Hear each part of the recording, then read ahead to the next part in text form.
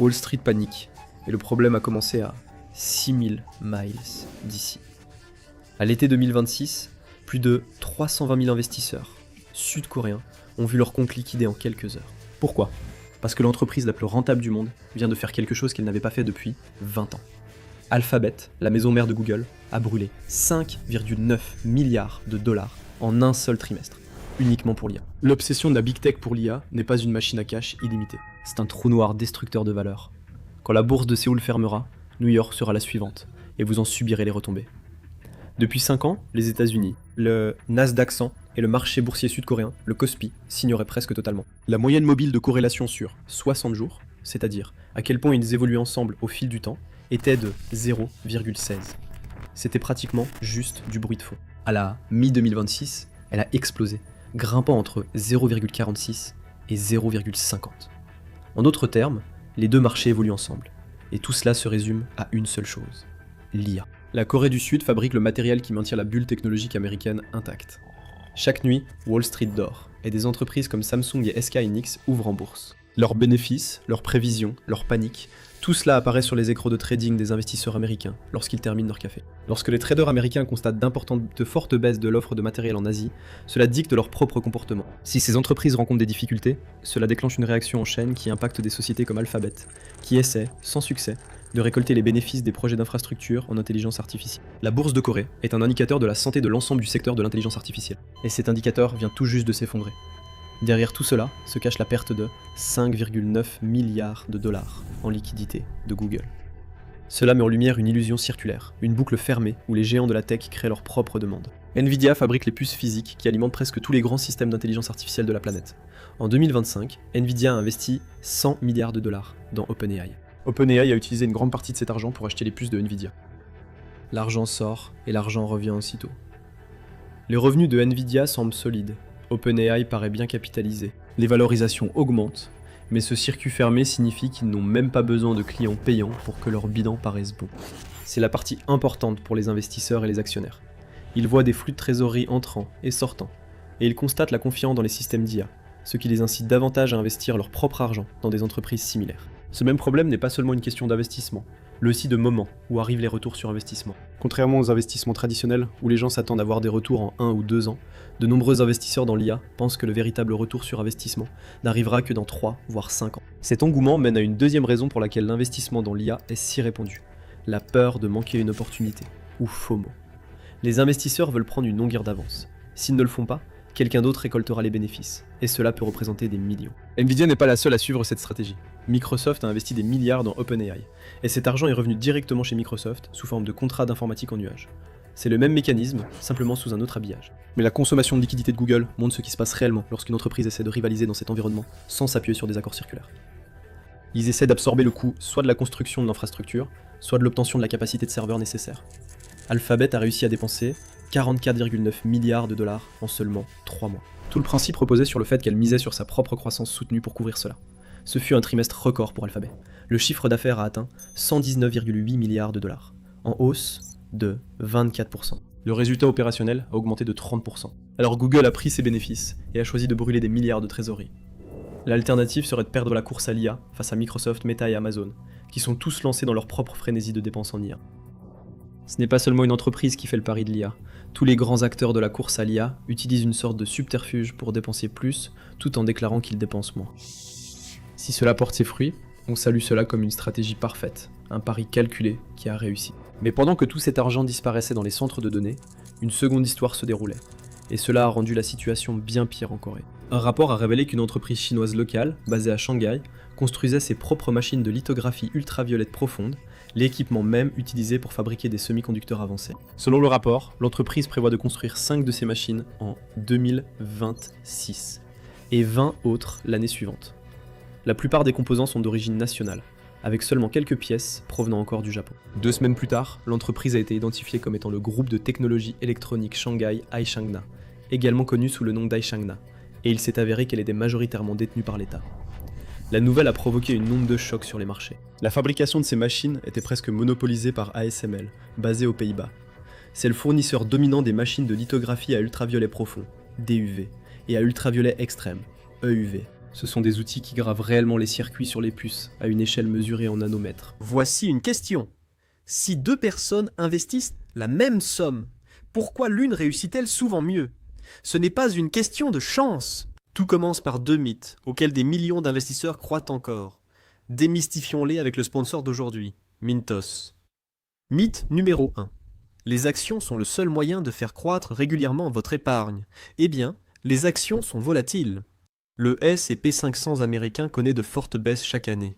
Et en 2025, il a chuté de près de 19% avant de se redresser. Cela peut être stressant et amener de nombreux investisseurs à faire des erreurs coûteuses, sous le coup de l'émotion. Mythe numéro 2. Les actifs à revenus fixes sont compliqués et ne sont pas destinés aux investisseurs ordinaires. En réalité, investir dans le revenu fixe est plus simple que vous ne le pensez. Le marché européen de l'investissement alternatif pour les particuliers a presque doublé en seulement 5 ans. C'est là que Mintos entre en jeu. Mintos est une plateforme facile à utiliser qui vous permet d'investir dans des prêts, des obligations et de l'immobilier en seulement quelques clics. L'objectif est simple. Gagnez un revenu régulier sans dépendre des hauts et des bas du marché boursier et répartissez les risques. Les prêts sur Mintos ont offert un rendement net annuel moyen de 8,8% depuis 2015, ce qui est supérieur à un compte d'épargne. Mintos a été fondé en 2014 et compte plus de 700 000 investisseurs à travers l'Europe, gérant plus de 800 millions d'euros d'actifs pour les investisseurs. Investissez dès 50 € avec une gestion automatisée ou gardez le contrôle total. Pour recevoir un bonus de bienvenue exclusif, scannez le code QR ou cliquez sur le lien dans la description. Voilà, c'est fait. 2 mythes sur l'investissement ont été démystifiés. Investissez dès aujourd'hui avec Mintos. Parmi les deux, la DUV est considérée comme moins impressionnante sur le plan technologique, mais elle donne tout de même des résultats. Mais ASML s'est vu interdire de vendre ses systèmes EUV les plus avancés à la Chine. Même si Aishang fabrique une version moins avancée au niveau national, cela signifie que la Chine est soudainement libérée de l'interdiction d'exportation imposée qui freine son immense potentiel industriel. Lorsque le rapport sur l'existence d'Aishang est sorti, les cours des actions de Samsung Electronics et de SK Hynix ont chuté de plus de 10% en une seule séance. Tokyo Electron et TSMC ont chuté avec eux, et la peur n'était pas abstraite. Pendant des années, on supposait que les restrictions de propriété intellectuelle et les contrôles à l'exportation maintenaient la Chine en retard de plusieurs années sur l'équipement nécessaire à la fabrication de puces avancées. Les analystes estimaient l'écart à 7 à 10 ans, mais le marché a immédiatement réagi à la possibilité que la Chine puisse combler cet écart beaucoup plus rapidement que prévu. Mais il y a un autre aspect à cela, un aspect qui inquiète les dirigeants. Pendant des années, les entreprises chinoises ont offert des primes d'embauche lucratives pour attirer les ingénieurs de Samsung et d'autres fabricants de puces coréens. Elles ont importé des décennies de savoir-faire institutionnel, une embauche à la fois. Yi Byung-chul, chercheur à l'institut de Suzhou, a déclaré que la technologie DRAM de Samsung et SK Hynix avait déjà été divulguée à la Chine. Il pense également qu'une tentative distincte de faire fuiter la technologie d'encapsulation HBM a été déjouée avant toute divulgation. Mais ce n'est que la moitié du problème. Une guerre civile éclate dans l'industrie technologique sud-coréenne. Samsung voit ses ingénieurs en puces, les têtes pensantes du matériel, quitter l'entreprise pour rejoindre SK Hynix. Les profits insensés de l'IA ont été utilisés comme une arme, avec des primes ahurissantes allant jusqu'à 500 000 $ offerts pour débaucher des employés. L'entreprise censée défendre l'avantage de la Corée dans les semi-conducteurs face à la Chine est complètement impuissante, alors que ses propres talents rejoignent un concurrent national. Ce n'est pas illégal et ce n'est pas nouveau. L'espionnage industriel, une guerre des talents et un programme chinois de lithographie nationale menacent désormais l'industrie de l'IA en Corée du Sud, et le marché mondial de l'IA dépend d'un pays qui n'a aucun plan de secours. Si une alternative chinoise bon marché commence à éroder le monopole, toute la base financière construite par les géants américains de l'IA s'effondre. Mais la Chine ne compte pas s'arrêter là. Elle dispose d'une autre option et peut inonder le marché mondial de puces bon marché pour écraser la Corée du Sud. Ou elle peut interdire complètement l'exportation de puces, financer sa propre industrie de l'IA et s'emparer d'un marché de plus d'1 milliard de personnes. Pour une industrie qui fonctionne uniquement sur la spéculation, c'est un problème énorme, car l'IA n'est pas un produit fini. En 2023, le président d'Alphabet, John Hennessy, a déclaré à Reuters qu'une seule interaction avec un grand modèle de langage coûte 10 fois plus cher qu'une recherche traditionnelle. Lorsque les calculs ont été effectués, le coût supplémentaire des recherches par IA pouvait atteindre 6 milliards de dollars par an. Google affirme que ses coûts par requête ont fortement diminué depuis, jusqu'à 33 fois moins, à mesure que le matériel et les modèles deviennent plus efficaces. Mais cela conduit simplement à un autre problème. Des coûts réduits signifient que le produit est utilisé plus souvent, et cela veut dire consommer encore plus de ressources. C'est juste un exemple du paradoxe de Jevons. À mesure que la technologie devient plus efficace, nous n'économisons pas les ressources, nous les utilisons simplement davantage. En 2025, le propre rapport environnemental de Google a admis que ses émissions avaient augmenté de 50% par rapport à 2019, avant que la tendance de l'IA ne commence. Les géants de la technologie brûlent la planète pour protéger un produit qui n'a pas de but clair. Selon une enquête de S&P Global Market Intelligence, 42% des entreprises ont abandonné la plupart de leurs initiatives en IA en 2025. C'est plus du double des 17% enregistrés l'année précédente. En moyenne, les organisations ont abandonné près de la moitié de leurs projets pilotes d'IA, avant même qu'ils n'atteignent la phase de production. Les budgets ont été approuvés, des projets pilotes ont été développés, les démonstrations ont été applaudies en salle de réunion, puis plus rien n'a été livré. Ce schéma a un précédent, IBM. IBM a passé des années et investi des milliards de dollars pour faire de Watson Health ce qui devait être une révolution dans la médecine, assistée par l'IA. Il était censé analyser les examens d'imagerie plus rapidement que les radiologues et recouper les options de traitement. Au lieu de cela, le projet a été vendu par morceaux en 2022, avant que les grands modèles de langage d'IA n'attirent l'attention du grand public. Watson Health a échoué parce que, malgré de bons résultats lors des tests, aucune entreprise ne voyait comment cela pourrait leur rapporter de l'argent. IBM a également exigé que tout acheteur potentiel abandonne sa propre infrastructure technologique pour adopter celle de Watson, s'enfermant ainsi dans une seule solution. Les valorisations à $1 billion reposent toutes sur un mensonge. Cette croissance incontrôlable repose sur des investissements qui en entraînent d'autres. C'est un manège entre entreprises. Alors, qui encaisse réellement la perte lorsque l'effet de levier commence à s'effondrer? Vous vous souvenez de ces investisseurs particuliers coréens et de ces 360 000 comptes liquidés? Eh bien, 62% d'entre eux appartenaient à des personnes de moins de 35 ans. Il s'agissait de jeunes qui ont emprunté de l'argent parce que le marché montait d'une manière qui ressemblait moins à de l'investissement et plus à un jeu où tout le monde gagnait. Quand l'effet de levier s'est retourné, il s'est retourné contre ceux qui avaient le moins de capacité à l'absorber. Certains d'entre eux doivent maintenant aux courtiers plus d'argent que la valeur de leur position. Cela touche aussi l'Amérique. Une grande partie de l'épargne retraite ordinaire, celle placée dans des fonds indiciels et des plans d'épargne retraite 401k, est concentrée dans les mêmes entreprises accession à l'IA qui brûlent de la trésorerie à des rythmes records. Lorsque vous cotisez un compte de retraite sans choisir d'action individuelle, une partie de cet argent alimente les ambitions en IA d'un petit groupe d'entreprises, que cela vous plaise ou non. L'investissement passif était censé être le choix sûr et ennuyeux après l'éclatement de l'abus d'Internet. Le crack immobilier de 2008 a appris à une génération à ne pas parier sur des titres individuels.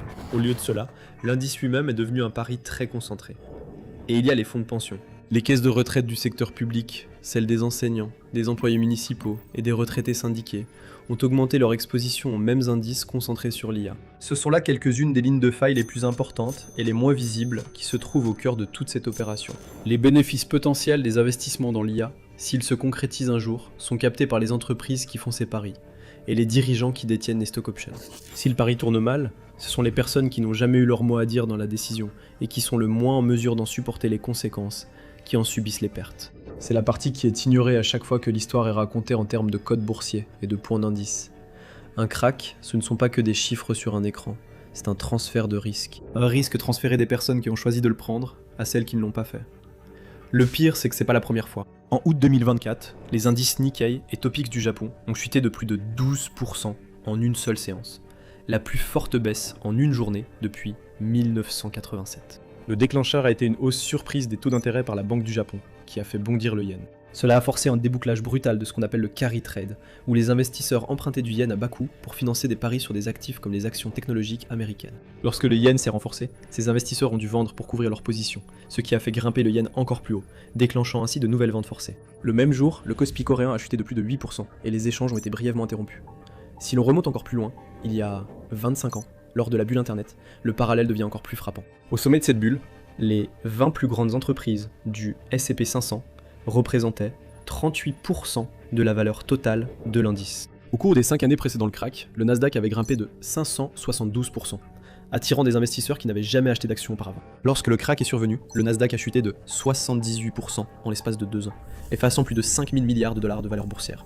Il n'a retrouvé son ancien sommet qu'après 15 ans. Aujourd'hui, les 20 premières entreprises du S&P 500 représentent plus de la moitié de la valeur totale de l'indice, dont environ 10 sont directement liés à l'IA et aux semi-conducteurs. Les raisons invoquées par les investisseurs pour conserver leurs actions ressemblent presque mot pour mot à celles de l'an 2000. Il n'y a pas encore de bénéfices significatifs, mais il existe un potentiel inexploité dans l'IA. et les entreprises qui y investissent sont motivées par la peur de manquer une opportunité. Il y a une grande différence cette fois-ci. Lors de l'éclatement de la bulle Internet, l'infrastructure qui avait été construite, les câbles à fibre optique posés par des entreprises qui ont fait faillite, n'a pas simplement disparu. La fibre optique abandonnée et bon marché a fini par transporter le trafic Internet des 2 décennies suivantes. Quelqu'un a racheté cette fibre pour une bouchée de pain, et a construit de vraies entreprises dessus. Mais l'infrastructure de l'IA ne laisse pas ce genre de cadeau derrière elle. Les puces à l'intérieur de ces centres de données se dégradent physiquement en 1 à 3 ans, et elles perdent même la majeure partie de leur valeur économique dès que la génération suivante de matériel est mise sur le marché. Après 3 ans, un centre de données est rempli de puces obsolètes et a ruiné l'environnement local, en absorbant l'eau, en émettant du bruit et de la pollution, et en dévastant le marché immobilier local. Si le pari sur l'IA ne rapporte pas, ce centre de données ne vaut guère plus que de la ferraille. L'ère de l'IA ne laisse aucun héritage. Elle se termine avec une dette colossale et un tas de technologies inutiles dont personne ne voudra dans 5 ans. Mettez ces 2 histoires côte à côte et cela devient gênant. En 2024, nous avons vu à quelle vitesse une variation de change à l'autre bout du monde peut provoquer une chute à 2 chiffres le jour même à Séoul. L'année 2000 a montré ce qui se passe lorsqu'un marché entier se persuade que le potentiel équivaut au profit, jusqu'au moment où ce n'est plus le cas. Le crack de 2026 comporte des éléments de l'effet de levier et de la rapidité de 2024, tout en ayant la concentration et le potentiel mal évalué de 2000. Et cette fois, cela se produit alors que les 2 marchés les plus liés à cette situation, les fabricants de puces coréens et les géants américains de l'IA, sont plus étroitement liés qu'à n'importe quel moment au cours des 5 dernières années. La vraie question n'est pas de savoir si cela va se terminer, les bulles finissent toujours par éclater. La question est de savoir qui sera encore debout lorsque l'effet de levier n'aura plus aucun endroit où se cacher, et qui recevra la facture qu'il n'a jamais accepté de payer. Et la Chine pourrait bien être prête à ramasser les morceaux. Pour en savoir plus, regardez ce que la Chine a compris sur l'IA, que les États-Unis n'ont pas compris, pour voir comment elle est prête à bouleverser le secteur technologique. Ou cliquez sur cette vidéo.